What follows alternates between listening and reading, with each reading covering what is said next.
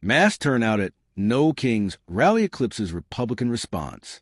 Hundreds of thousands march nationwide as GOP leadership largely stays quiet. On Saturday, tens of thousands of Americans gathered across dozens of cities under the banner of No Kings, a loosely coordinated series of rallies and marches protesting what participants called an irreversible drift toward executive consolidation in Washington. In a notable contrast, top figures of the Donald Trump-era Republican movement remained largely silent, issuing only muted or indirect responses. A street party protest, not a shrill march. In downtown Washington, D.C., near the National Mall, marchers carried oversized inflatable frogs, a symbol of anti-authoritarian resistance this year, rode colorful floats, and stopped to dance in the streets. One banner read, "We the people, not the princes," invoking the language of the U.S. Constitution. Organizers emphasized that the event was a carnival of democracy rather than a militant showdown. While political demonstrations often seek to foment outrage, this one leaned toward celebration, though with an unmistakable note of dissent. One marcher, Lisa Hernandez from Austin, Texas, told reporters, "We're here wearing crowns of cardboard, but only to remind ourselves we don't want real ones." Some pundits noted the stylistic shift. Instead of reproducing familiar images of angry crowds, No King sought to project an inclusive, even festive character. Marching bands played upbeat music. Food trucks lined perimeters. Children scrawled chalk slogans on sidewalks. Yet organizers were quick to stress the underlying seriousness. They framed the protests as a check on power before it becomes unchecked. Background: shutdown, executive expansion, and the growth of dissent. The rallies come amid a federal government shutdown that has now lasted nearly 3 weeks, the longest in U.S. history amid peacetime. Federal agencies are closed, paychecks for many public sector workers are frozen, and major infrastructure projects are stalled. Many protesters say this is one symptom of a larger imbalance between the executive branch and the institutions meant to restrain it. For the No Kings organizers, the shutdown illustrates their fears. A president surrounded by loyalists might sideline Congress, courts, and the rule of law with little recourse. In that sense, the events were less about one policy than about the broader configuration of power. As organizer Damon Lee put it, "We're marching not just for X or Y, but so that we remain ourselves a republic, not a kingdom."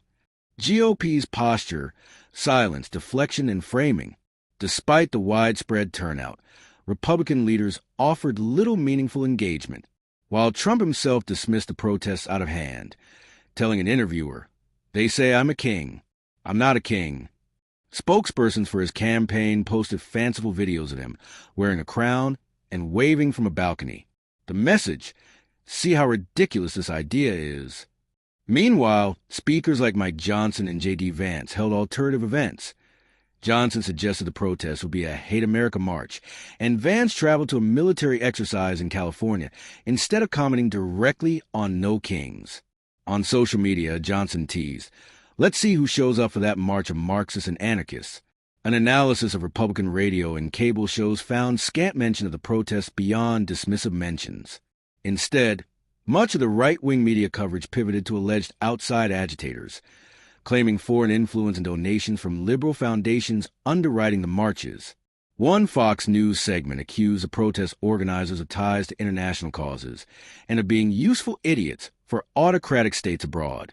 On the ground, mixed energy, broad demographics. In cities like Chicago, New York, and Denver, organizers estimated aggregate turnout at, well, over 500,000 across the country, though independent fact-checking agencies noted that precise numbers were difficult to verify. The movement drew a surprising breadth of participants. Longtime progressive activists marched side by side with moderate Republicans worried about constitutional norms, and first-time demonstrators in their 20s and 30s waved placards stating, "Not my king."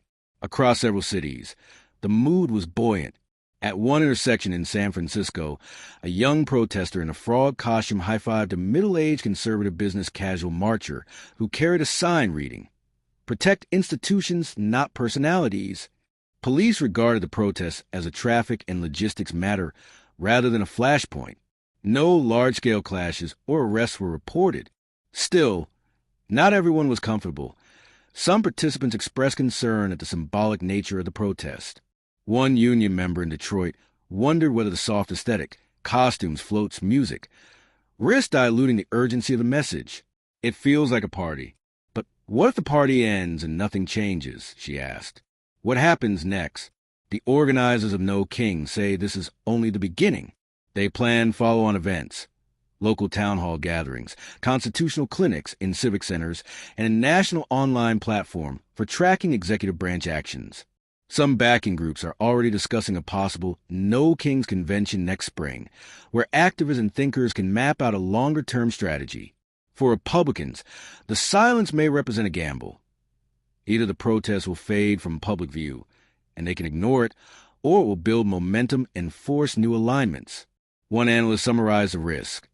If the movement evolves into a full-blown civic norms coalition, the GOP might find itself contesting not just policies, but the very ground of institutional legitimacy. As dusk fell on Washington, bands packed their instruments, marchers dispersed into the metro, and the Capitol returned to its usual bustle. But for many participants, the message they sent remains clear. We're here. We're watching. We don't want kings.